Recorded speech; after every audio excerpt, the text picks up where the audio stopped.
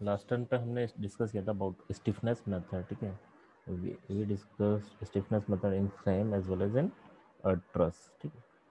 सो अगर मैं बात करूँ फ्रेम स्ट्रक्चर की, स्टिफनेस मेथड कर लिया, then flexibility method. Flexibility method exactly था क्या कि हम स्टेटिकली डिटर्मिनेट स्ट्रक्चर्स में कन्वर्ट करते थे एंड देन हम हर पॉइंट वाइज, यानी पहले लोड की वजह से डिफ्लेक्शन फाइंड आउट करते थे अपने कोऑर्डिनेट्स पे, फिर हम फाइंड आउट करते थे यूनिट लोड लगा लगा के, हर कोऑर्डिनेट पे यूनिट लोड लगाते थे एंड डिफ्लेक्शंस फाइंड आउट करते थे, है ना। थोड़ा बहुत हमने पढ़ा था इन केस ऑफ बीम, हमने स्टडी किया था। अब इन केस ऑफ फ्रेम हमें क्या करना है, करना वही है, कोई एक्स्ट्रा चेंजेस नहीं है, सेम वर्क करना है आपको। लोड की वजह से डिफ्लेक्शन फाइंड आउट करना है, देन यूनिट लोड कोऑर्डिनेट्स पे लोकेट कर करके आपको डिफ्लेक्शंस फाइंड आउट करना है, ठीक है। उससे पहले हम डिफ्लेक्शन फाइंड आउट करने का एक मेथड थोड़ा सा समझ लेते हैं। हमारे पास एक था क्योंकि काफ़ी डिफ्लेक्शंस होंगे, काफ़ी कॉम्प्लेक्स स्ट्रक्चर्स बनेंगे, सो हम क्या कर रहे हैं, एक यूनिट लोड मेथड था, ठीक है। तो थोड़ा सा उसे देख लेते हैं, ज़्यादा कुछ नहीं है। यहाँ पर जैसे हम स्ट्रेन एनर्जी की बात करते हैं, हमने डिस्कस भी किया था अब कौन सा मेथड, मेरे कैस्टिग्लियानो सेकंड थ्योरम में। सेकंड थ्योरम क्या कहती है कि अगर total strain energy of the structure को मैं पर्टिकुलर किसी भी लोड के रेस्पेक्ट में डिफ्रेंशिएट कर दूँ, किसी भी लोड के रेस्पेक्ट में, तो वो उस डायरेक्शन में, उस लोड की डायरेक्शन में डिस्प्लेसमेंट दे देगा, है ना। एंड अगर मैं किसी भी मोमेंट के रेस्पेक्ट में डिफ्रेंशिएट कर दूँ तो वो उस डायरेक्शन में स्लोप दे देगी। तो हमें यहाँ क्या कैलकुलेट करना होता है, क्या फाइंड आउट करना होता है, हमें slope and deflection he find out करने होते हैं, ठीक है। कि हमारा कोऑर्डिनेट अगर लेटरल है तो हमें डिफ्लेक्शन फाइंड आउट करने होंगे, और हमारा कोऑर्डिनेट अगर मूवमेंट रोटेशनल है तो हमें मूवमेंट्स फाइंड आउट करना है। तो अगर मैं बात करूँ कि total strain energy of particular structure क्या होती है, अगर बेंडिंग हो रही है तो हम उस स्ट्रक्चर की स्ट्रेन एनर्जी को शो करते हैं via M square D X over 2 EM, ठीक है। और अगर कैस्टिग्लियानो सेकंड थ्योरम से बोलें तो इसको अगर मैं पी लोड के रेस्पेक्ट में डिफ्रेंशिएट करूँ तो मुझे डेल्टा मिल जाएगा। कहाँ मिलेगा, पी के डायरेक्शन, ठीक है। अभी मैं पी लोकेट नहीं कर रहा, लेट्स सपोज मेरा फर्स्ट पॉइंट ये है तो इस पर पी लोकेट कर दूँ, सेकेंड पॉइंट ये है तो पी इस पर लोकेट कर दूँ, है ना। क्योंकि मुझे डिफ्लेक्शंस क्या है, अपने कोऑर्डिनेट्स पे ही रिक्वायर्ड है ना। सो हम पी उसी पॉइंट पे लोकेट कर देंगे जो हमारे कोऑर्डिनेट्स है, ताकि उस डायरेक्शन में उसमें डिस्प्लेसमेंट मिल जाए। अगर पी नहीं तो हम एम लोकेट कर देंगे, समझ रहे हो।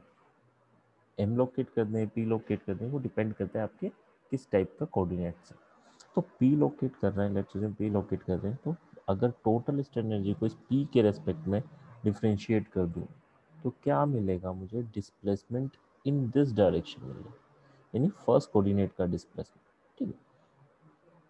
डिफ्रेंशिएट अगर मैं करूँ तो ये आ जाएगा एम, या इसका डिफ्रेंशिएशन होगा 2m, 2 से 2 कैंसिल आउट हो जाएगा, तो m dm by D P D X over E I, है ना। और ये क्या है, ये है change in movement due to the unit force, है ना। जो चेंज इन फोर्स की वजह से या यूनिट फोर्स की वजह से जो चेंजेस हो रहे हैं, है ना। तो यूनिट फोर्स की वजह से जो चेंजेस हो रहे हैं कौन से कोऑर्डिनेट पे, जिस भी कोऑर्डिनेट पे हम डिस्प्लेसमेंट फाइंड आउट करें, जिस भी पॉइंट पे हम डिस्प्लेसमेंट फाइंड आउट करें, उस पॉइंट पे यूनिट फोर्स की वजह से जो भी चेंजेस हो रहे हैं मूवमेंट, तो ये भी बोल सकता हूँ कि movement due to unit force, ठीक है। ये क्या है, ये इसे मैं स्मॉल एम से डिनोट कर रहा हूँ, यानी movement due to unit force भी बोल सकते हैं, ठीक है। तो हमारे पास जो फॉर्मूला डिराइव होकर आएगा that is capital M, capital M क्या, स्ट्रक्चर का मूवमेंट, स्मॉल एम क्या, यूनिट फोर्स की वजह से मूवमेंट, और यूनिट फोर्स कहाँ, जहाँ पर भी, या जहाँ पर भी हमें डिस्प्लेसमेंट चाहिए उस पॉइंट पे यूनिट फोर्स, ठीक है। डी एक्स क्या है, डी एक्स हमारे पास एक्स के रेस्पेक्ट में डिफरेंशिएट इंटीग्रेट करना है आफ्टर दैट, ठीक है, डिवाइड बाय ई है। ये एक फॉर्मूला है जो आपको याद रखना है। यहाँ किसी को कोई डाउट है देन जस्ट आस्क, नहीं है देन हम आगे बढ़े। यहाँ किसी को डाउट है, सर ये जो लोड लगाएंगे उसी पॉइंट में हमें डिफ्लेक्शन नोट करना होगा। हाँ।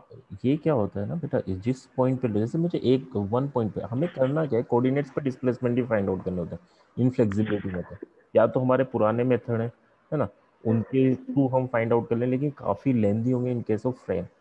ठीक है, जैसे कंजुगेट बीम है या किसी भी मेथड से फाइंड आउट करोगे तो काफ़ी लेंदी हो जाएगा। कर सकते हो, मना नहीं है ना। तो हमने क्या करा, हम एक एक ये छोटा सा मेथड समझ लोगे, ये भी हमने किया। ये कैस्टिग्लियानो सेकंड थ्योरम की थी कि यार किसी भी पॉइंट पे, जैसे मुझे फर्स्ट पॉइंट पे डिस्प्लेसमेंट की, तो मैंने फर्स्ट पॉइंट पे यूनिट लोड लगा दिया, पी लोड लगा दिया या यूनिट लोड लगा दिया, और मुझे लगाना भी है। क्यों? क्योंकि जब मुझे के डेल्टा मैट्रिक्स रिक्वायर्ड है, यानी stiff sorry flexibility matrix required है, तब मैं यहाँ पर यूनिट लोड लगाऊंगा और उसकी वजह से फाइंड आउट करूँगा। तो हम क्या करें, वो यूनिट लोड जब लगाएंगे तो इसके अंडर में जो डिस्प्लेसमेंट होगा वो हमें मिल जाएगा। कैसे मिलेगा? इस इक्वेशंस में, इस फॉर्मूले में मैं वैल्यूज पुट कर दूंगा एंड मैं यहाँ डिस्प्लेसमेंट फाइंड आउट कर सकता हूँ। जब इंटीग्रेट कर दूंगा, कंप्लीट हो जाएगा, तो मुझे डिस्प्लेसमेंट मिल जाएगा, है ना। तो बस, बट मिलेगा कहाँ? जिस डायरेक्शन में फोर्स लगाऊँ उसी डायरेक्शन में, ये क्लियर है। जिस डायरेक्शन में मूवमेंट लग रहा हूँ उस डायरेक्शन में स्लोप मिलेगा, जिस डायरेक्शन में फोर्स लगा रहे हैं उस डायरेक्शन में डिस्प्लेसमेंट मिलेगा, है ना। तो स्लोप भी हमें चाहिए, डायरेक्शन में चाहिए होता है, और डिस्प्लेसमेंट भी हमें रिक्वायर्ड रहता है। तो जहाँ जैसे आपसे बोला जाए कि डेल्टा 1 2 बताओ, ठीक है, डेल्टा 1 2 बताओ, यानी यहाँ पर यूनिट लोड लगाकर यहाँ पर डिस्प्लेसमेंट बताओ। ठीक है, ये क्लियर है, ये तो क्लियर है। डेल्टा 1 2 क्या है? यहाँ यूनिट फोर्स लगा के यहाँ डिस्प्लेसमेंट बताना। अब मैं ये डिस्प्लेसमेंट तो बता दूंगा, तो मैं क्या करूँगा कि यार एक तो मैं दोनों को ही कर लेता हूँ। मैं यहाँ यहाँ यूनिट फोर्स लगा के भी मूवमेंट चेक कर लेता हूँ, और यहाँ यूनिट फोर्स लगा के भी मूवमेंट, और यूनिट फोर्स यहाँ लगा रहा हूँ तो उसे स्मॉल एम में पुट कर दूंगा, और टू पर आगे करेंगे हम, है ना। टू पर जब यूनिट फोर्स लगाएंगे तो हम उसे कैपिटल एम में पुट करेंगे। यानी अगर मुझे डेल्टा, पहले रुक जाओ, ज़्यादा आगे नहीं बढ़े, पहले यहाँ तक। ठीक है, यहाँ पर क्या है, फोर्स के डायरेक्शन में आपको मूवमेंट, यानी फोर्स के डायरेक्शन में डिस्प्लेसमेंट मिलेगा। फोर्स इस डायरेक्शन में, तो इस डायरेक्शन में डिस्प्लेसमेंट मिलेगा। फोर्स अगर इस डायरेक्शन में, हॉरिजॉन्टल डायरेक्शन में, क्योंकि फ्रेम का केस करोगे तो हॉरिजॉन्टल भी होगा, हॉरिजॉन्टल डायरेक्शन में, तो हॉरिजॉन्टल डायरेक्शन में डिस्प्लेसमेंट मिलेगा। ठीक है, अब डिस्प्लेसमेंट किस किस की वजह से हो सकते हैं, इसको अगर हम आगे देखें तो देखो, अगर दो कोऑर्डिनेट सेलेक्ट, मेरे पास दो कोऑर्डिनेट है 1 and 2, ठीक है, 1 and 2 दो कोऑर्डिनेट्स। एक सेकंड,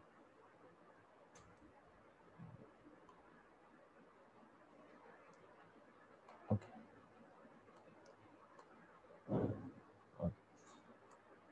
मेरे पास दो कोऑर्डिनेट्स हैं, तो मुझे क्या क्या रिक्वायर्ड होता है, इफ़ यू रिमेंबर।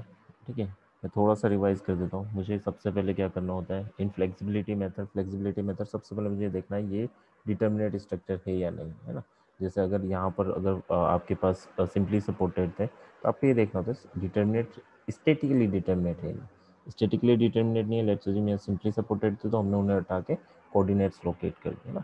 तो फिर अगर स्टेटिकली डिटर्मिनेट नहीं है, इंडिटर्मिनेसी जितनी उतने ही कोऑर्डिनेट्स लोकेट कर देंगे। लेट्स अज्यूम ये 1 और 2 दो कोऑर्डिनेट्स मैंने लोकेट कर दिया ना। थर्ड क्या रहता था हमारे पास? थर्ड ये रहता था कि आपको डिस्प्लेसमेंट फाइंड आउट करना था ड्यू टू लोड। एक तो ये दोनों कोऑर्डिनेट्स हटा के ड्यू टू लोड इन दोनों पॉइंट्स पे डिस्प्लेसमेंट क्या है वो। फिर हम एक एक कोऑर्डिनेट की स्टडी करते थे कि यार यूनिट लोड यहाँ लगा दूँ, लोड हटा देते थे, यूनिट लोड फर्स्ट कोऑर्डिनेट पे लगा दें और फर्स्ट एंड सेकंड पे डिस्प्लेसमेंट फाइंड आउट कर लें। ठीक है, फिर सेकंड पे यूनिट लोड लगाते थे, फर्स्ट एंड सेकंड पे डिस्प्लेसमेंट फाइंड आउट करते थे। तो ये हमारे पास हो जाती थी डेल्टा मैट्रिक्स या फ्लेक्सिबिलिटी मैट्रिक्स। ठीक है, और जो लोड की वजह से आता था वो हमारे पास हो जाता था डेल्टा ड्यू टू लोड। ठीक है, तो फ्लेक्सिबिलिटी मैट्रिक्स मिल जाती थी, डेल्टा ड्यू टू लोड मिल जाता था। अब यहाँ पर क्या है, यानी अगर मैं बात करूँ तो आप लोगों को क्या क्या फाइंड आउट करना रहता है इस केसेस में, देख लेना, समझ लेना बच्चों, जो डाउट लगे पूछ लेना। मुझे डेल्टा 1L फाइंड आउट करना होता है, 1L, यानी delta displacement at 1 due to load, ये फाइंड आउट करना होता है। तो यानी हम अगर देखें तो मैं लिख सकता हूँ इसे कि यार हमारी फॉर्मूले वाइज देखें, जो हमने फॉर्मूला डिराइव किया है कि यार इंटीग्रेशन करना है हमें मूवमेंट का,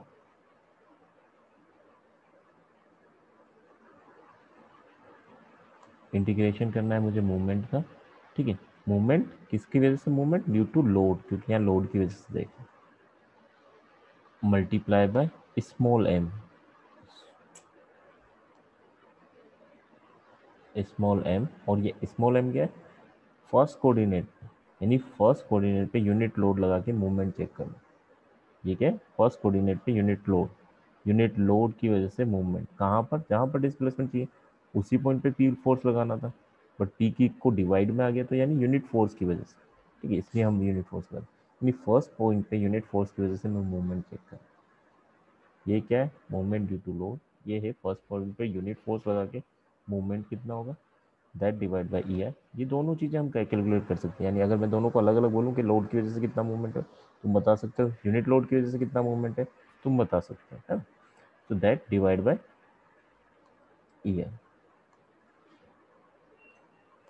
थोड़ा सा समझ लो, ठीक है, बाकी फिर न्यूमेरिकल करेंगे तो क्लियर हो जाएंगी चीज़ें, बट जो डाउट लगे वो पूछना है इंटू डी ए, यानी अगर मुझे ये डी डेल्टा 1L चाहिए तो तुम मूवमेंट ड्यू टू लोड जब स्टेटिकली डिटर्मिनेट हो गया तो फिर मूवमेंट ड्यू टू लोड हम बता सकते हैं, यानी यहाँ पर लोड कितना होगा तो तुम बता सकते हो कि W into X by two जो भी होगा। Movement due to unit load, यहाँ पे 1 यूनिट लोड है तो एक्स डिस्टेंस में मूवमेंट कितना होगा तुम बता सकते हो 1 इंटू एक्स। समझ लो, अभी करेंगे इस चीज़ को, अभी बस थोड़ा सा समझ लो कि ये फॉर्मूला जो मैं लिख रहा हूँ, अगर मैं बोलूँ डेल्टा 2L क्या होगा, यानी सेकेंड कोऑर्डिनेट पे डिस्प्लेसमेंट क्या होगा ड्यू टू लोड, काफ़ी इजी है बच्चों, है ना, थोड़ा सा अगर तुम कोशिश करोगे तो क्लियर हो जाएगा, एक क्वेश्चन में क्लियर हो जाएंगी तुम्हें सारी चीज़, तो ट्राई करना, जो डाउट हो वो क्लियर करते रहना। डेल्टा 2L क्या होगा, वही फॉर्मूला रहेगा, हमेशा वही फॉर्मूला रहेगा, यानी मूवमेंट ड्यू टू लोड, क्योंकि लोड की वजह से फाइंड आउट करें, multiply by second per unit, second पर आप क्या फाइंड आउट करो, डिस्प्लेसमेंट फाइंड आउट, ठीक है। तो सेकंड पर डिस्प्लेसमेंट फाइंड आउट करें तो मूवमेंट, ये यूनिट फोर्स की वजह से जो मूवमेंट है, बट ये जो मैंने डिराइव किया वो क्लियर होना चाहिए, यूनिट फोर्स की वजह से मूवमेंट किस पॉइंट पे, सेकंड पे, तो यहाँ लिख दूंगा M2, सेकंड पॉइंट पे यूनिट लोड लगाया तो मूवमेंट क्या होगा, ठीक है, multiply by D X over E I, और इसको हम इंटीग्रेट कर रहे हैं, ये हो जाएगा डेल्टा 2। अगर मैं बात करूँ फ्लेक्सिबिलिटी मेथड की, फ्लेक्सिबिलिटी मेथड में क्या करते हैं हम, सॉरी फ्लेक्सिबिलिटी मेथड नहीं, फ्लेक्सिबिलिटी मैट्रिक्स की बात करें तो उसमें क्या करते हैं, फर्स्ट कोऑर्डिनेट पे यूनिट लोड लगा देंगे, बाकी लोड्स को हटा देंगे, जो एक्सटर्नल लोडिंग थी उन्हें हटा देंगे, तो फर्स्ट पे यूनिट लोड लगा देंगे और सेकंड और फर्स्ट पे डिस्प्लेसमेंट चेक करना, यही था ना। तो वन वन वन वन क्या होगा, तो वन वन वन पर यूनिट लोड और वन पर डिस्प्लेसमेंट चेक करना, तो इसके लिए फॉर्मूला क्या डिराइव होगा, movement due to load, load क्या है, अब यूनिट लोड ही है तो उसको यूनिट लोड की वजह से कितना होता है स्मॉल m1 ही लिख सकता हूँ, और कहाँ पर फाइंड आउट करना है, वन पर ही फाइंड आउट करना है, वो भी m1 ही होगा, so that m1 square divide by E I, यहाँ यहाँ कैपिटल M था क्योंकि लोड था, यहाँ लोड भी वही है स्मॉल वाला, लोड भी क्या है यूनिट ही है, तो इसलिए यूनिट की वजह से M1 आ गया, समझ रहे हो, वहाँ पर लोड था इसलिए कैपिटल M था, यहाँ लोड ही यूनिट है फर्स्ट कोऑर्डिनेट, तो सेम ही रहेगा, तो M1 स्क्वायर ओवर ई आई, लेंदी रहेंगी प्रॉब्लम बट ईजी रहेंगी, जो एक प्रॉब्लम में करोगे वही हर प्रॉब्लम में करोगे, ठीक है, एक प्रॉब्लम में जो जो चीज़ें करोगे यही फॉर्मूले हैं जो याद रखने, और याद रखने के में भी तुम्हें कुछ नहीं करना, ये हमने कर रखा है, M square D X strain energy क्या होती है, डिफ्रेंशिएट करोगे तो ये मिल जाएगा, ठीक है। यहाँ पर बस देखना है कि यार लोड है लिख रखा है तो M1 लिख रखा है तो M1, लोड लिख रखा है कैपिटल M, 2 लिख रखा है M2, 1 लिख रखा है, ठीक है, लोड नहीं है तो कैपिटल M नहीं आएगा, 1 है तो M1, 1 है तो M1, समझ लो, दैट डिवाइड बाई ई है, ठीक है। डेल्टा 1 2 क्या होगा, यानी फ्लेक्सिबिलिटी मैट्रिक्स ऑफ 2 2 पर डिस्प्लेसमेंट ड्यू टू 1 पर लोड, ठीक है, ये क्या होगा, तो वंस अगेन वही चीज़ें हो जाएंगी, M1 M2 divide by E I D x, देख लो यहाँ तक, ये चीज़ें ही हैं जो तुम्हें समझनी,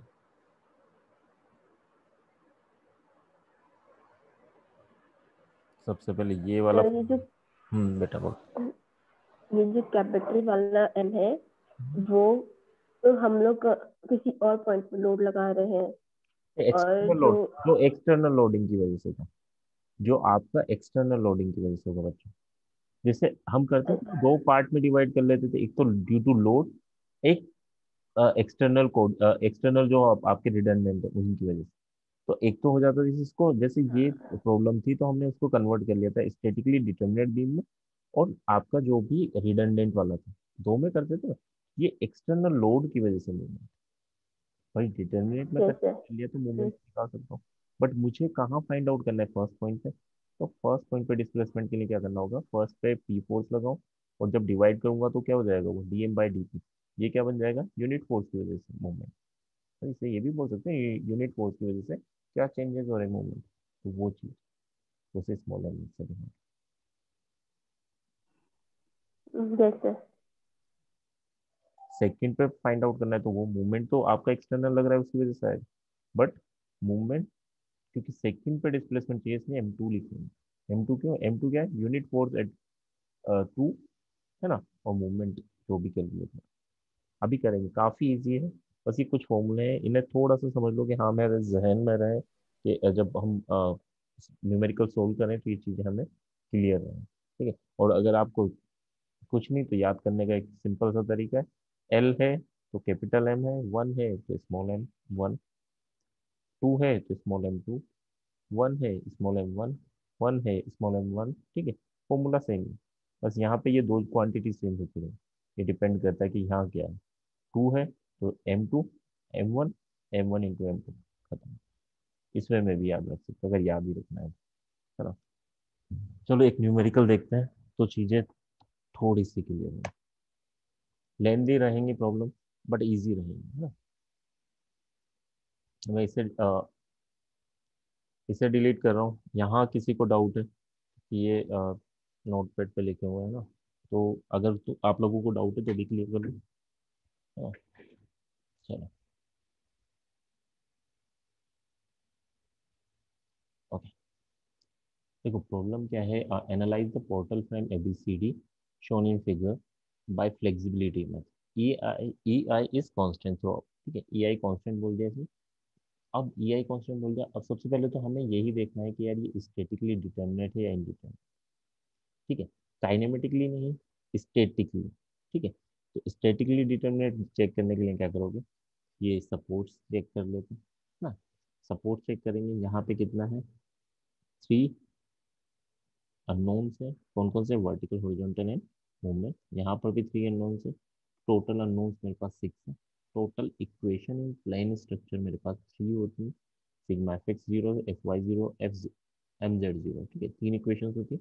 three minus six minus three, तो थ्री मेरे पास रिडंडेंट बचे, या थ्री मेरे पास इक्वेशन एक्स्ट्रा बची, या डिग्री ऑफ स्टैटिक इंडिटर्मिनेसी की बात करूँ तो दैट इज थ्री फॉर्म।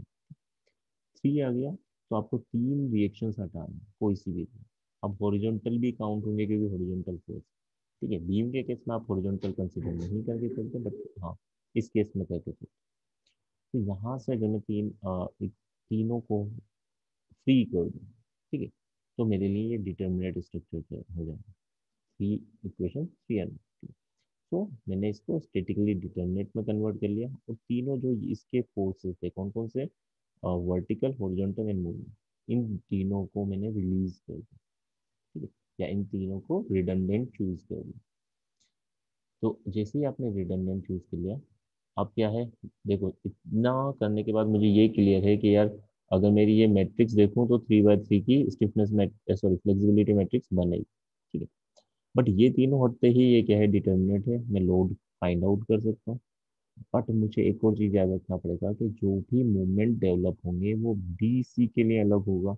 यानी यहाँ पर अगर मूवमेंट देखो लोड की वजह से तो जीरो है ना, इस लोड की वजह से इस साइड से फ्री हो गया, ये हटा दो तीनों। यहाँ से अगर डीसी में देखो तो मूवमेंट क्या होगा, जीरो होगा। इस साइड से सम कर दो, कोई लोड ही नहीं है जब यहाँ पे, तो लोड की वजह से मूवमेंट जीरो होगा। सी टू बी देखो तो मूवमेंट क्या होगा, और डब्लू जो भी 30 इंटू एक्स यानी अगर मैं सेक्शन लेके चलूँ, अगर मैं यहाँ पर देखूँ एक्स डिस्टेंस, तो क्या होगा, W या 30 इंटू एक्स टोटल लोड हो गया, कहाँ लगेगा, सेंटर पे, ठीक है, यहाँ लगेगा, और इसकी डिस्टेंस कितनी हो जाएगी, टोटल एक्स है तो एक्स बाई, ठीक है, तो W into X by movement, and direction is anti clockwise direction.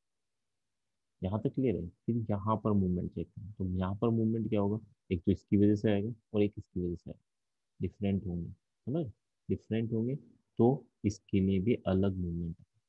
तो आपको इसे सेक्शन वाइज ही चूज करना है, बाकी बाद में सम करना है। चलो आगे देखते हैं। यहाँ तक किसी को डाउट है? ओके, तो देखो करना कुछ नहीं, वही काम करेंगे हम। हमें सेक्शन पता होना चाहिए, तीनों सेक्शन में मूवमेंट डिफरेंट डिफरेंट, ठीक है।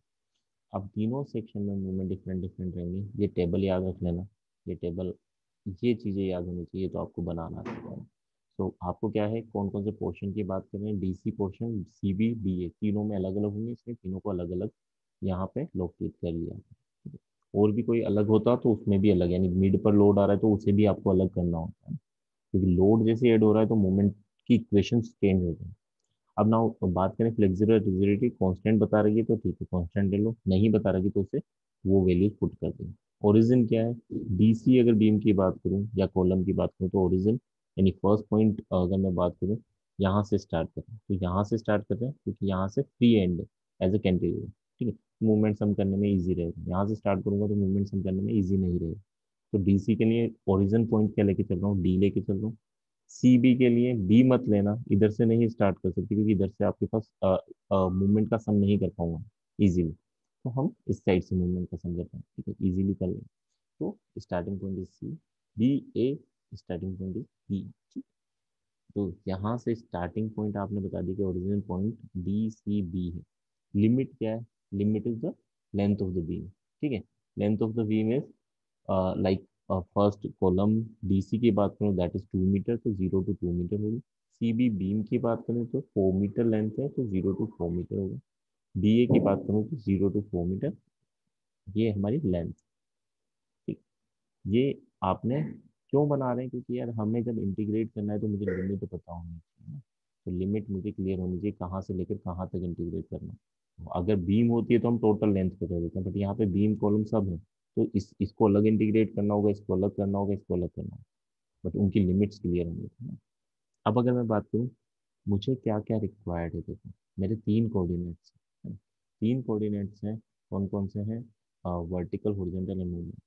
तो मुझे कौन कौन से मूवमेंट रिक्वायर्ड है, मुझे एक तो movement due to load required, क्योंकि मेरे जो फॉर्मूले हैं उनमें एम आएगा, है ना, कैपिटल एम आएगा जब delta one L find out.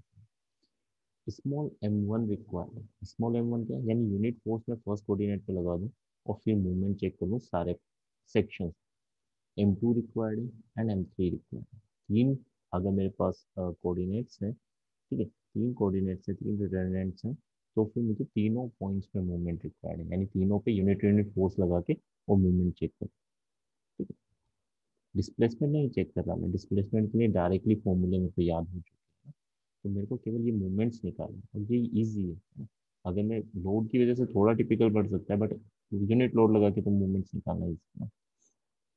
अच्छा अब देखते हैं, चलो मैं यहाँ ड्रॉ कर लेता हूँ इस फ्रेम को, थोड़ा सा इजी रहेगा आप लोगों के लिए, बार बार पीछे जाना, आगे यहाँ आना, तो it's not- यहाँ यूडीएल लग रहा है, ये तो उधर से भी आ जाए,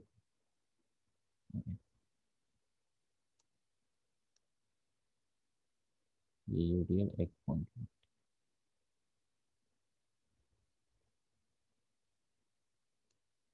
एक इस पे पॉइंट लोड लग रहा है, और एक इस पे यूडीएल, एक इस पे यूडीएल।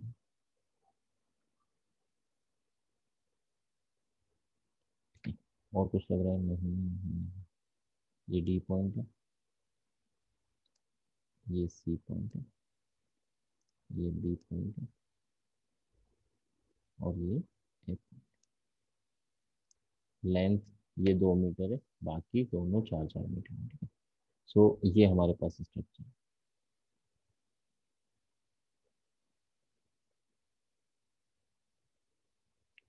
अब देखो, अगर इसकी बात करूँ तो फर्स्ट क्या था मेरे पास, आपको एम चाहिए डीसी के लिए। डीसी के लिए एम क्या होगा, यानी एक्स डिस्टेंस पे सेक्शन ले लेता हूँ, तो वहाँ चेक कर लेता हूँ। यहाँ सेक्शन लिया तो लोड की वजह से मूवमेंट कितना होगा, देखो यहाँ से कोई लोड ही नहीं है, तो इधर से सम करूंगा तो कोई लोड मूवमेंट आएगा ही नहीं। डी टू सी कोई मूवमेंट नहीं है, जीरो डायरेक्टली, ये जीरो हो गया।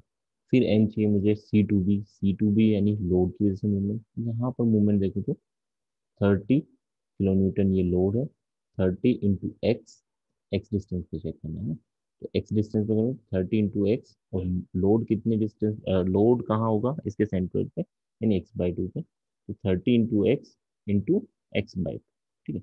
सो x/2, 2 से 30 कैंसिल आउट हो जाएगा, 15x² and the direction is, direction क्या होगा, क्लॉकवाइज।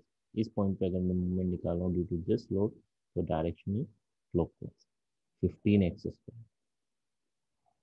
बीए के लिए अगर मैं बात करूं तो बीए में इसकी वजह से भी लोड मूवमेंट आएगा, इसकी वजह से भी आएगा डायरेक्टली। अगर मैं बात करूं 50 की वजह से कितना आएगा, यानी ये पॉइंट लोड की वजह से कितना होगा, तो 50 इंटू एक्स ये तो होगा, and the direction is clockwise, यानी यहाँ किसी एक्स डिस्टेंस पे मूवमेंट कैलकुलेट करना हो 50 इंटू एक्स, ठीक है, and the direction is clockwise. फिर इसकी वजह से भी मूवमेंट आएगा। टोटल लोड है 30 और टोटल लेंथ है 4 मीटर, तो टोटल लोड हो जाएगा 30 इंटू 4, मतलब 120 मीटर, सॉरी 120 किलो न्यूटन। कहाँ लगेगा, इसके सेंटर पे। मुझे इसके सेक्शन पे यानी यहाँ चाहिए, तो देखो इससे परपेंडिकुलर डिस्टेंस अगर मैं देखूँ तो 2 मीटर हो रहेगी हर सेक्शन के लिए। मैं परपेंडिकुलर डिस्टेंस देखो इस लोड की तो 2 मीटर रहेगी, तो 120 इंटू 2, 240।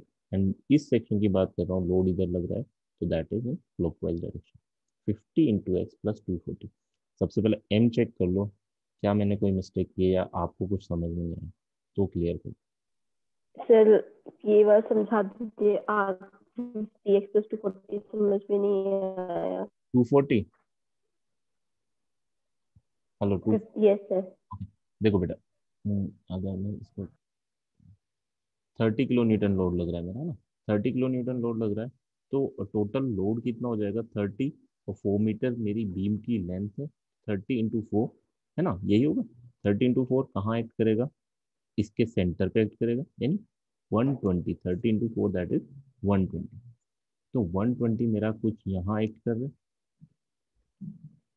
और मुझे इस सेक्शन पे रिक्वायर, यहाँ से किसी भी सेक्शन एक्स डिस्टेंस पे रिक्वायर है, एक्स डिस्टेंस पे रिक्वायर, तो क्या होता है, movement at any section is load into distance, perpendicular distance. तो देखो ये लोड का डायरेक्शन, देखो ये लोड का डायरेक्शन क्या है, यही है। इस सेक्शन में, इस कॉलम के किसी भी सेक्शन से इसकी परपेंडिकुलर डिस्टेंस क्या होगी, 2 मीटर, एक्स की रेस्पेक्ट में नहीं होगी, 2 मीटर होगी। तो 120 इंटू 2, 240। एंड द डायरेक्शन, किस डायरेक्शन में इसे रोटेट करेगा, तो ये देखो डाउनवर्ड है, तो ये इस डायरेक्शन में रोटेट करेगा। सो 120 इंटू 2 मीटर दैट इज 240, और एक ये 50 किलो न्यूटन का लोड लग रहा है, तो 50 into this x distance. Is it clear, 50। Yes. ये वाला क्लियर है, 15 इंटू एक्स²। Yes sir.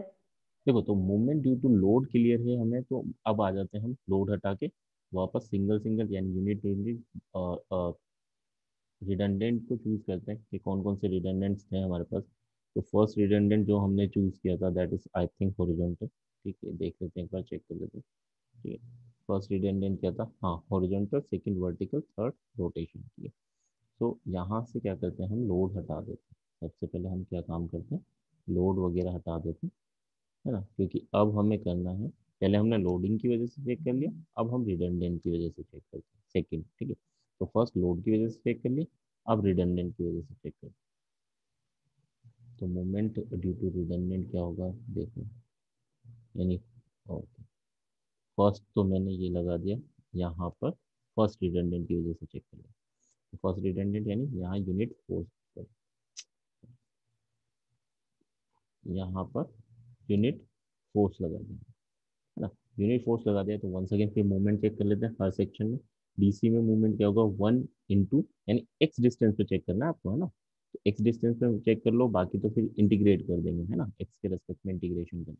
तो एक्स डिस्टेंस पे क्या होगा, 1 इंटू एक्स, है ना, and the direction is anti clockwise direction, यानी -x 1 इंटू एक्स इस पॉइंट पे ले रहे हैं, ये किस टाइप से रोटेट करेगा, एंटी क्लॉकवाइज रोटेट करेगा, तो दैट इज माइनस एक्स।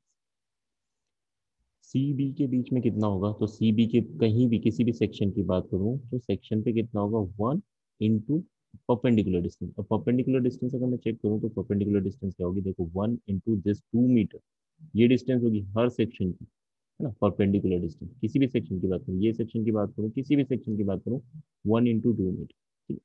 तो ये हो जाएगा 1 इंटू 2 मीटर, यानी 2 kilometre metre, but direction is anti clockwise direction, तो -2। थर्ड सेक्शन की बात करें यहाँ पर, तो यहाँ पर थोड़ा सा ध्यान रखना पड़ेगा आपको बच्चों, ठीक है, क्योंकि यहाँ पर आपके पास जो वैल्यूज आएंगी 1 इंटू लाइक एक्स डिस्टेंस, लेते जो मैं यहाँ से एक्स डिस्टेंस की बात करूँ, एक्स डिस्टेंस कहाँ से लेना है ये भी ध्यान रखना, ओरिजिन से। बी ए है तो बी पॉइंट से, बीच में गड़बड़ मत कर देना कि ए पॉइंट से लेना, है ना, ये ध्यान रखना है आप लोगों को। बी पॉइंट मतलब बी पॉइंट हमने ओरिजिन लिया है तो बी पॉइंट से ही स्टडी करें, ठीक है।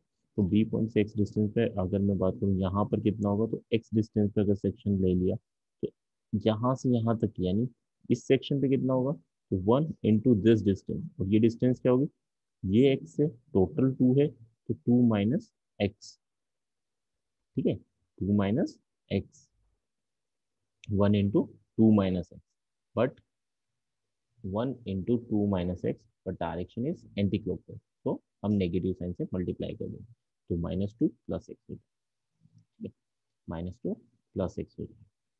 M1 की वजह से देख लो एक बार आप लोग भी, खुद से करके देख लो, आपके पास नोटबुक एंड पेन होना चाहिए, ठीक है, तो आप लोगों को इजी लगेगा।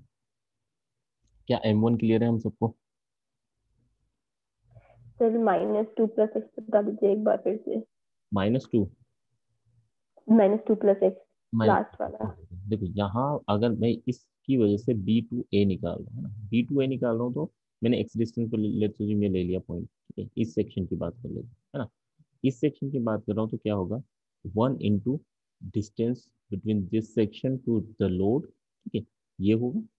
बट यहाँ से एक्स डिस्टेंस पे ये पॉइंट है, और यहाँ से कितना होगा, यहाँ से ये हो जाएगा x - 2, सॉरी 2 - एक्स, है ना, तो ये हो जाएगा मेरे पास 2 - एक्स,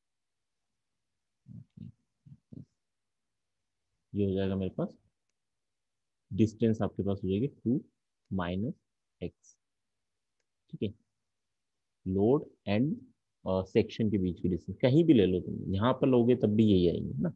सो 2 - एक्स, 2 - एक्स ये डिस्टेंस हो गई, तो लोड की वजह से मूवमेंट क्या होगा, 1 इंटू दिस डिस्टेंस, ठीक है, 1 इंटू 2 - एक्स, तो 2 - एक्स हो गया, बट डायरेक्ट पर सर लोड तो हमारा डी पे लग रहा है ना, मतलब डिपेंडेंट लोड, हाँ डी पे उसका लगे, इफेक्ट इसमें भी आएगा, हाँ बिल्कुल आएगा। डीए पे भी आएगा। अरे एक बात सोचो, अगर मैं इसको पुल करते जाऊंगा तो ये पॉइंट यहीं थोड़ी रहेगा ना, तो ये हाँ।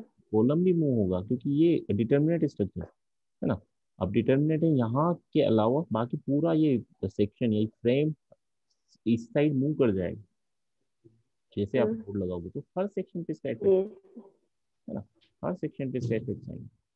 और अगर वैसे नहीं सोचो तो ऐसे सोचो बच्चों, देखो 1 किलोमीटर लोड लगा रहा हूँ, तो जितना हॉरिजॉन्टल लोड लगाऊं उतनी हॉरिजॉन्टल रिएक्शन आएगी, ये तो मानते हो ना, एक ही है हॉरिजॉन्टल के लिए, जितना लोड इस डायरेक्शन में लगाऊंगा उतनी ही रिएक्शन यहाँ आएगी। Sum of the horizontal force must be equal to 0, ठीक है, तभी स्टेबल है ये हमारा फ्रेम। तो जितनी रिएक्शन यहाँ आएगी, तो रिएक्शन के टर्म्स में सोच, समझ रहे हो, तो उस टर्म्स में, बट इधर से सम करोगे तो इधर से मूवमेंट भी लेना पड़ेगा, हॉरिजॉन्टल भी लेना पड़ेगा, वर्टिकल तीनों लेना पड़ेगा, इसलिए हम इस साइड से ही लेके चलते, लोड मल्टीप्लाई बाय डिस्टेंस, तो लोड मल्टीप्लाई बाय डिस्टेंस में देखो, और ये भी याद रखना, ऊपर सेक्शन में करोगे तो अलग टाइप से होगा, नीचे करोगे तो अलग टाइप से होगा, यानी जैसे मैंने सेक्शन ऊपर लिया तो क्या है, 2 - x into 1, but the direction is anti clockwise, इसलिए मैंने माइनस से मल्टीप्लाई किया, तो -2 + एक्स हो गया ये। अगर नीचे लेता हूँ तो डायरेक्शन क्लॉकवाइज होगा बच्चों, अगर सेक्शन मैंने इस पॉइंट से 2 मीटर से नीचे ले लिया तो डायरेक्शन क्या होगा, यानी टोटल ये मेरे पास एक्स है ना, अगर ये एक्स होता तो क्या होता, डायरेक्शन तो क्लॉकवाइज होता, बट अब मेरे पास 2 - एक्स नहीं होता, distance between these load and section is x - 2, समझ रहे हो, टोटल x -2 करूंगा तो ये आ जाएगा x-2। डायरेक्शन तो क्लॉकवाइज है, बट डायरेक्टली ये वैल्यूज आ जाएगी x-2 मल्टीप्लाई बाय, किधर से भी करोगे रिजल्ट सेम ही आएंगे। तो सेकेंड m1 की वजह से क्या क्या होगा, -x -2 plus x। Effect check कर लिया करोगे, तुम्हें लगता है वहां जाएगा नहीं जाएगा, तो अपने हाथ से फिंगर से इस टाइप के फ्रेम बना लिया करो, ठीक है, पुल करके चेक करा करो, वो पूरा मूव कर जाएगा। और अगर किसी पर्टिकुलर मेंबर पे उसका इफेक्ट नहीं जा रहा, दैट मीन कि यार उस मेंबर में उसकी वजह से बेंडिंग नहीं होगी, है ना। बट यहाँ पर देखो फिक्स्ड है, तो ये पूरा मेंबर बेंड होगा इसकी वजह से, इस एक यूनिट लोड की वजह से, है ना, अगर हम कभी कंफ्यूज हैं तो। हाँ, ये पॉइंट लोड, अच्छा चलो ठीक है, सेकंड करते हैं, सेकंड M2 यानी ये लोड हटा दें, वर्टिकल लोड होगा, वर्टिकल लोड होगा। तो मुझे बताओ डीसी में क्या होगा, देखो जीरो होगा, क्योंकि परपेंडिकुलर डिस्टेंस हर सेक्शन के लिए इस लोड के रेस्पेक्ट में जीरो होगा, तो इसलिए डीसी में जीरो होगा।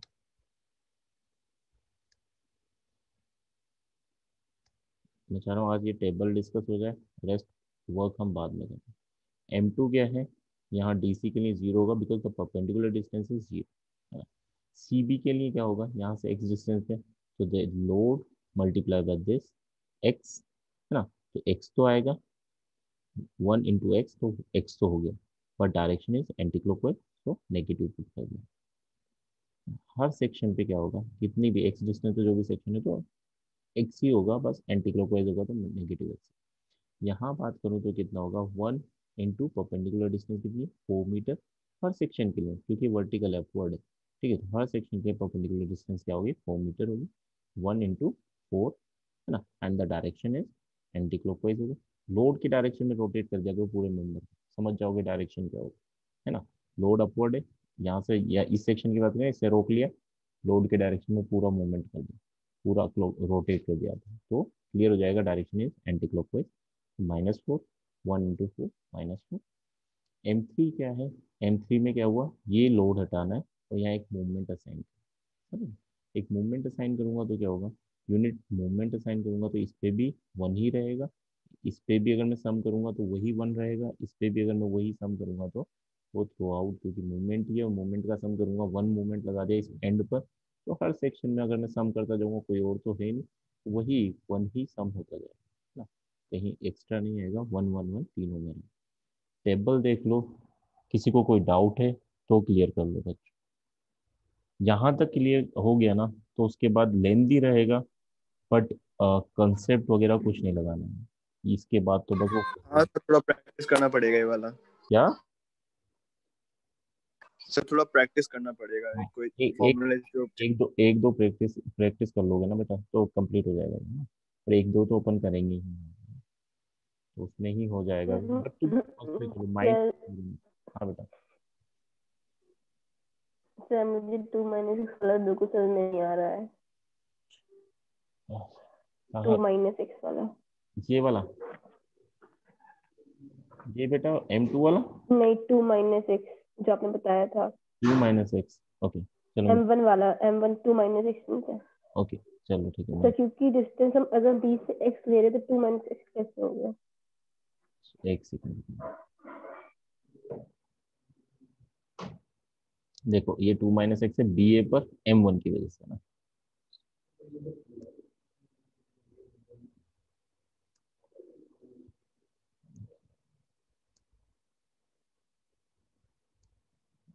लोड जो लग रहा है मेरा, वो लग रहा है यहाँ 1 यूनिट,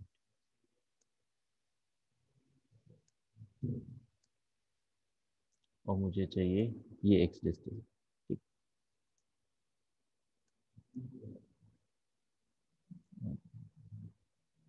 जेट ज़्यादा लाइनिंग में करता हूँ, ये एक्स डिस्टेंस, ये सेक्शन जो है वो बी पॉइंट से एक्स डिस्टेंस। मुझे ये बताओ बच्चा, ये यहाँ से यहाँ तक की डिस्टेंस क्या है, ये 2 मीटर है ना? यहाँ इस पॉइंट से ये डिस्टेंस 2 मीटर है, ये डिस्टेंस मेरी एक्स मीटर है, तो ये वाली डिस्टेंस क्या है, टोटल अगर मैं बात करूँ यहाँ तक, यानी लोड के डायरेक्शन में अगर मैं बात करूँ, लोड के डायरेक्शन में मैं बात करूँ तो ये कॉलम 2 मीटर है और इसके परपेंडिकुलर है, तो ये पॉइंट भी 2 मीटर पे ही होगा ना, जहाँ इफेक्ट हो रहा है लोड का।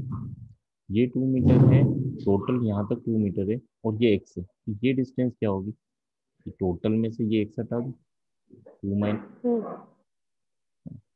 ये हो जाएगा 2 माइनस एक्स। और मुझे मूवमेंट कहाँ कैलकुलेट कर रहा हूँ, इस सेक्शन में, है ना, इस सेक्शन पे मूवमेंट कैलकुलेट कर रहा हूँ। मूवमेंट क्या होगा, load multiply by perpendicular distance. इस लोड की परपेंडिकुलर डिस्टेंस क्या है, 2 माइनस एक्स। और लोड कितना है, लोड का मैग्नीट्यूड कितना है, दैट इज 1। तो 1 मल्टीप्लाई बाय 2 माइनस एक्स, ये मेरे पास मूवमेंट आ जाएगा। Yes sir. But the direction is in anti clockwise. जैसे इस सेक्शन की बात करूँ, इससे अगर ये पुल कर रहा है तो ये क्या करेगा, इसे ऐसे रोटेट करेगा एंटी क्लॉकवाइज। ये क्या करेगा, इसको ऐसे रोटेट करेगा, इस बीम को हटाएगा, इधर उठाएगा, और पूरा इस सेक्शन वाइज, जिस सेक्शन की बात करूँ उसके अबाउट पूरा एंटी क्लॉकवाइज रोटेट करेगा। समझ लो, जब एंटी यस सर। क्लॉकवाइज कर रहा है तो हम क्या करें, 2 माइनस एक्स, तो मूवमेंट आ रहा है, मल्टीप्लाई बाय माइनस कर दो, तो क्या होगा, -2 प्लस एक्स हो जाएगा। यस सर, आगे चलिए। बट इसमें क्या है ना बच्चा, एक और चीज है कि अगर ये यहाँ 2 मीटर से नीचे अगर सेक्शन है ना, 2 मीटर से अगर नीचे सेक्शन है, जैसे जो सेक्शन मेरा यहाँ कहीं है, यानी ये डिस्टेंस मेरी 100, तो क्या है ना, इस फोर्स की वजह से मूवमेंट क्या होता है ना, ये क्लॉकवाइज डायरेक्शन में, बट डिस्टेंस जो मेरी है वो x-2 हो जाती, यही है, तब भी यही है ना। कहीं भी आप सेक्शन ले रहे हो, क्योंकि ये तो मैंने बताया यहाँ लेना, यहाँ यहाँ ले लो, हो सकता है मैं यहाँ बता रहा हूँ, आप में से किसी ने यहाँ चूज कर लिया, तो तब भी वही आता बच्चों, है ना। तब भी क्या होता, डायरेक्शन तो क्लॉकवाइज होता है, लोड इसको कैसे रोटेट करेगा, ऐसे रोटेट करेगा, है ना। इस इस सेक्शन को पकड़ लिया करो, लोड को रोटेट कर दिया करो उसके बाद, तो तुम्हें समझ में आ जाएगा डायरेक्शन, डायरेक्शन क्लॉकवाइज होता, but the distance is total x है, और ये 2 मीटर थी, क्योंकि परपेंडिकुलर डिस्टेंस तो इस लोड से चाहिए ना मुझे, तो ये डिस्टेंस क्या होती, टोटल x-2, तो ये हो जाता है x-2, डायरेक्टली x-2, और डायरेक्शन इज क्लॉकवाइज, तो आप डायरेक्टली पुट कर दो, दोनों सेक्शन के केस में ये यही आएगा, -2 प्लस एक्स या x-, ठीक है, दोनों एक ही चीज। Is it clear to everyone, जो समझ यस सर। क्लियर है ये चीज, है ना। अगर ये टेबल क्लियर है मतलब ये मेथड क्लियर है, समझ रहे हो। अगर ये टेबल क्लियर है, टेबल में कुछ निकाला, हमने बेसिक मूवमेंट ही निकाला, और मूवमेंट के फॉर्मूले मैंने बता रखे हैं आपको क्या करने हैं, 1L m × m1, है ना। m आपको पता है। अब जैसे मेरे को ये थ्रू आउट द स्ट्रक्चर करना है, बट इसमें क्या करूँगा, तीनों के लिए करना पड़ेगा, समझ, तीनों सेक्शन के लिए सम करना होगा, तीनों का इंटीग्रेट करके और सम करना, है ना। तो 0 to 4, 0 to 4 ये अलग अलग सेक्शन के हैं। डीसी की बात करूँ, Δ1L में डीसी की बात करूँ तो एम की वैल्यू 0 है, तो उसे तो हमें अवॉइड ही करना है। तो फिर बचा सीबी की 15x², 15x², m1 क्या है सीबी के लिए, -2, ठीक है, -2 पुट कर दिया, EIDX। अब क्या इंटीग्रेशन है, अब कुछ नहीं करना आपको, यहाँ पर क्या है, अगर मैं बात करूँ 1L के लिए, तो m1, ठीक है, ये हो गया सीबी, तो ये बी ए की बात करें, बी ए में क्या होगा, एम की वैल्यू डायरेक्टली बस इस यहाँ से वैल्यूज पुट करनी है, ये वैल्यूज एम की है, और m1 -2 प्लस एक्स, दोनों वैल्यूज यहाँ पुट कर दो, एम और m1 की, डिवाइड बाई EIDX, ठीक है। कल समझेंगे इसे, टाइम नहीं है इतना, ठीक है। बट हाँ, अब इसके बाद केवल मल्टीप्लिकेशन एंड इंटीग्रेशन बचा, तो जो फॉर्मूला एंड ये टेबल, जिसने ये टेबल बना ली, फॉर्मूला तो तुम एक दो करोगे याद हो जाएगी, और टेबल में भी ज़्यादा दिक्कत नहीं आएगी। इसी प्रॉब्लम को अगर आप करके देखो, टेबल क्लिक कर लो, फोटो क्लिक कर लो टेबल का, एंड आप क्वेश्चन का फोटो क्लिक कर लो, एक बार खुद से प्रैक्टिस कर लो, एक बार कर लोगे ना बच्चों, एक बार आप बिना देखे बना लो और चेक कर लेना, अगर ये बन गई उसके बाद कुछ नहीं है इसमें, थोड़ा सा लेंदी रहेगा बट हाँ हो जाएगा। और ये प्रॉब्लम आती है, इसमें डाउट ही मत रखना, ठीक है, इसमें डाउट ही मत रखना। एक फ्रेम पे आएगा, एक ट्रस पे आएगा, और एक बीम पर, तीन प्रॉब्लम तो क्लियर आएंगी, और एक फर्स्ट यूनिट, ठीक है, तो चार प्रॉब्लम ही आपको करनी होती है मिक्स, ठीक है, और चारों प्रॉब्लम फिक्स है कि यही आएंगी। तो और ये सर इसी यूनिट से आएंगे ना तीनों? हाँ, आपकी दो प्रॉब्लम इस यूनिट से, एक सेकंड यूनिट, ठीक है, एक ट्रस, एक फ्रेम यहाँ से आएगा, सेकेंड यूनिट से बीम आएगी, और फर्स्ट यूनिट से तो आपके आर्चेस वगैरह वो है। ये ऑप्शन में रहता है ना, तो आपको 4 चूज करनी है। ठीक है, और भी आएंगे, आर्चेस से 2 भी आएंगे, वो मना नहीं कर रहा, पर जो हम जनरली हम कर सकते हैं ना, वो ये कर सकते हैं। इस वे में अगर सोचोगे तो सारी हो जाए। और मेथड में कुछ नहीं है बच्चों, एक प्रॉब्लम अगर तुमने खुद से कर ली ना, समझ के, तो कुछ भी नहीं बचेगा, सारे सेम टू सेम होंगे। यानी ये फॉर्मूला हर जगह यूज होगा, हर प्रॉब्लम में use होगा। आप फ्लेक्सिबिलिटी फैन किसी को करो, इवन बीम में भी यूज कर सकते हो आप, ये फॉर्मूला हर जगह यूज होगा, समझ। तो जब एक ही फॉर्मूला, एक ही टाइप की प्रॉब्लम है, और यही मेथड रहेगा, कुछ भी नहीं चेंज। तो एक बार ट्राई करो, ये फोटो क्लिक कर लो और ये टेबल बना लेना, कल अपन।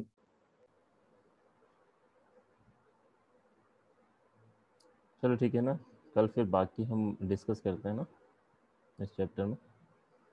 ओके, अगर किसी को कोई कुछ पूछना है देन आस्क मी, अदरवाइज फिर कल डिस्कस करें। विशकेत अटेंडेंस ओके, सेंड कर देना विशकेत ना।